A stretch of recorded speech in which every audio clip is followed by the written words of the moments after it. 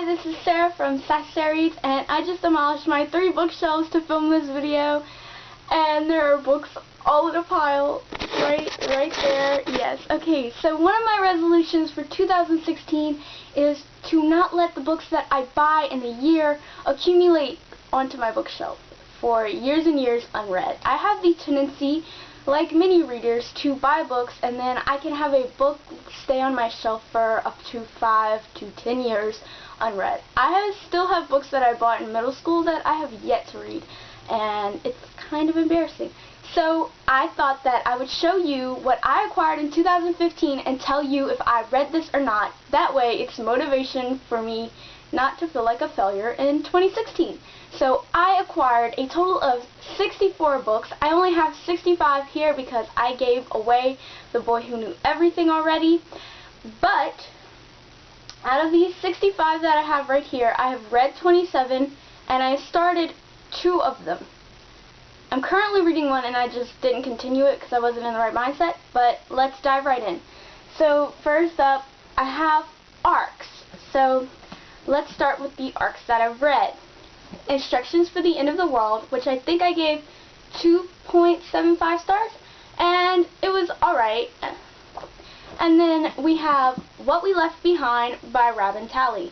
And if you have seen any videos on my channel recently, you know that I absolutely loathe this novel. And then we have First by Lori Elizabeth Flynn, which is a book that I want to get to at the beginning of this year, and it sounds great. And then I have What Lies Between Us by Naomi Munawarira, and yet to read. I also have Velvet by Temple West, as well as Unspoken by C.C. Hunter, which will probably take me a while to get to since it's third in a spin-off trilogy of a series I have yet to read. And then let's hop right into paperbacks. So let's start with the ones that I've read, which is quite a few. And this is in order of like highest rated, by the way. Saga Volume 1, Saga Volume 2, Saga Volume 3, and Saga Volume 4. All of these are 5 stars. Opposition by Jennifer L. Armentrout, 4.75 or 2.5 stars. I can't remember exactly what I gave it. At Home at the Zoo by Edward Albee. I gave the zoo story itself 5 stars, but with the inclusion of the first act of this additional play, I gave it a 3.5, if I remember correctly. The Curse of Camp Cold Lake by R.L. Stine. I gave this one a 3.75 stars. Heart of Darkness by Joseph Conrad. I have yet to rate this one, and it'll probably never go rated. It depends on my review. And then I have The Hobbit by J.R.R. Tolkien. I gave this one 4.25 stars, or 3.75 stars. I'm kind of not agreeing with that at the moment. And then I have Honey Baby Sweetheart by Deb Coletti. I gave this one 3.75 stars. And then I have Radiant by Karina Sumner Smith. I gave this one 3.5 or 3.25 stars. And then I have The Things They Carried by Tim O'Brien. I gave this one 2.75 stars, but I'm thinking about rating it higher. And then I have You Can't Scare Me by R.L. Stine. I rated this one 2 stars. And then the books that I haven't read in the paperbacks are Invisible Monsters by Chuck Palahniuk, The Assassin's Blade by Sarah J. Maas. I started but only got a few pages into The Throne of Glass by Sarah J. Maas because I just wasn't feeling it. I do want to read it, I just wasn't in the mood. Crown of Midnight, Delirium by Lauren Oliver, and The Diviners by Libba Bray. And more. The Fellowship of the Ring by J.R.R. Tolkien,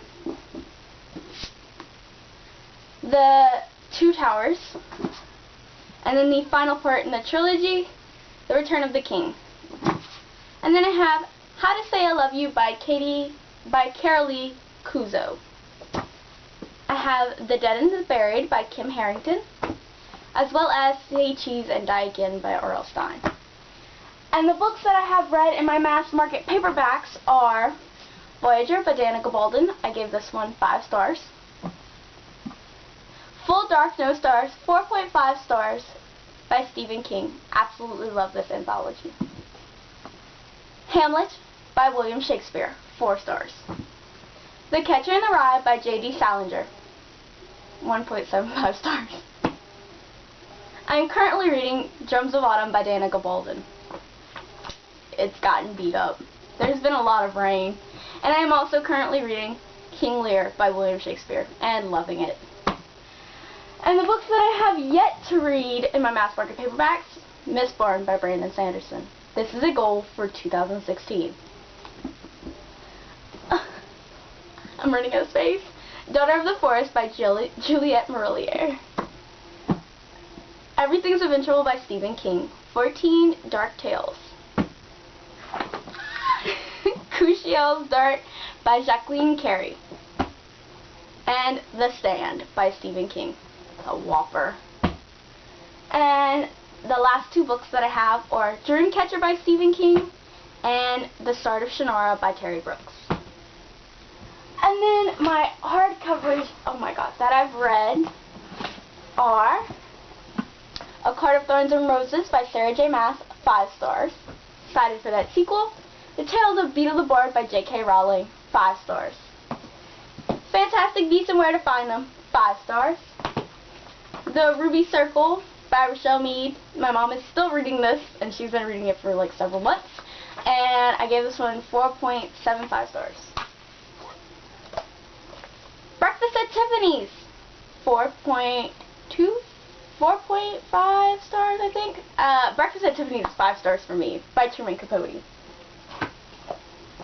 Quidditch Through the Ages, 4.5 stars. Illuminae by Jake Kristoff and Amy Kaufman, 4.25 stars. Backlash by Sarah Derrer Littman, 3.5 stars.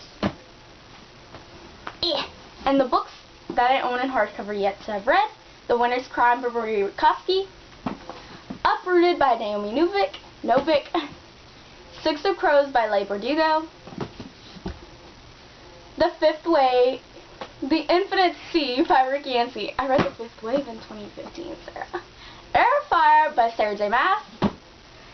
And then more hardcovers in the last portion of this video. Sense and Sensibility by Jane Austen. The Summer of Chasing Mermaids by Sarah Auckler. Sea of Shadows by Kelly Armstrong. Dark Arbit by Carolyn Ives Gilman. Shards of Heaven by Michael Livingston. And Updraft by Fran Wilde. And oh my god, that's so many books. But I read 27 of them out of the 65, so it's not too bad. Here's to hoping that I can actually beat this in 2016. Bye! Hope you have a wonderful reading